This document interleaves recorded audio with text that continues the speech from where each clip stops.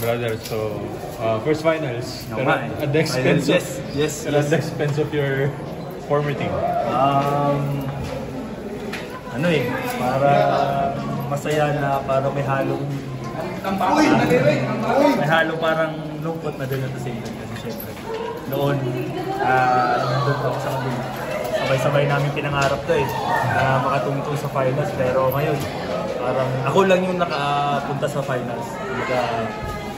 Andun yung medyo malungkot pero at the end of the day it's just basketball, it's just business. Parang tanggapin mo man o hindi, part na rin ang pagiging professional.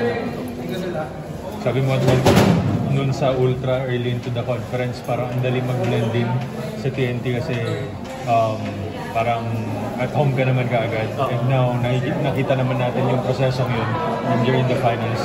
Looking back early into your journey, kamusta? Bilis no? Parang kailan lang pero yun nga, thankful ako kasi thankful ako first sa mga coaches, kay Coach Chot, sa mga bosses, sa utility, sa mga players especially dahil sila talaga yung isa sa naging factor kung bakit mabilis ako nag-play dito sa team, mabilis ako nakapag-adjust kasi naalala ko dati nung unang dating ko sa team, first practice ko talagang para sa akin sila nakatutok so parang ginawa nila lahat na parang okay, kailangan mo agad makapag-adjust ang ito. So thankful din ako. Masaya rin dahil nakuha ko naman agad yung gusto nilang mangyari sa akin. At the same time, siguro isa sa mga naging malaking factor dito is yung nag-fit ako dun sa role ko sa team. Yun talaga yun para sa akin. Nag-fit talaga ako dun sa role ko sa team. So, yun, in-embrace ko yun. Then, inayaan ko lang na yung game ko yung mag-justify kung saan ako or kung mag-fit pa ako sa team. Napitan mo sila after the game? Oo nga Then, ako siyempre, ano pa rin, kinongratulate ko pa rin sila. Kasi, yun nga, biro yung pinagdaanan nila, mga bata yun, tapos nakabot sila ng ganito nakataas na level. So, sabi ko nga dun sa isa pang interview ko na parang bigyan mo lang yan sila ng 2 to 3 years. Talagang one of the best contenders na yan dito sa PBA. So, hopefully, marami silang matutunan, marami silang learning sa itong series na to against us. And I'm sure naman na I'm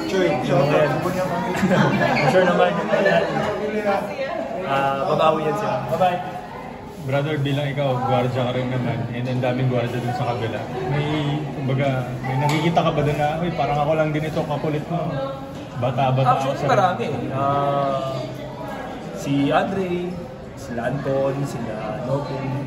Yan, sila yung mga halos nagustuhan ko.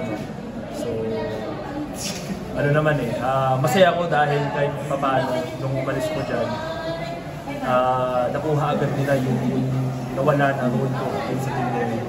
So nakita ko all throughout this season, actually last conference and in this season na talagang mabilis silang nakapag-adjust doon.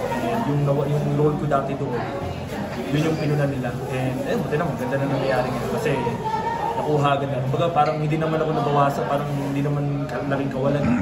Yun. Kamusta lang yung daliri mo pala? Dislocated pero buti na lang makakapagpahinga pa ako sa thinking. Buti na lang may araw pa para makapagpahinga, makarecover. Bukas mag-i-check namin, papunta kami ng hospital, tingnan namin kung kumusta yung daliri. Pero nothing serious naman, kaya naman. Wala? Hindi naman siya manhid na yun? Wala naman. Pain lang. Yan. Dalawa.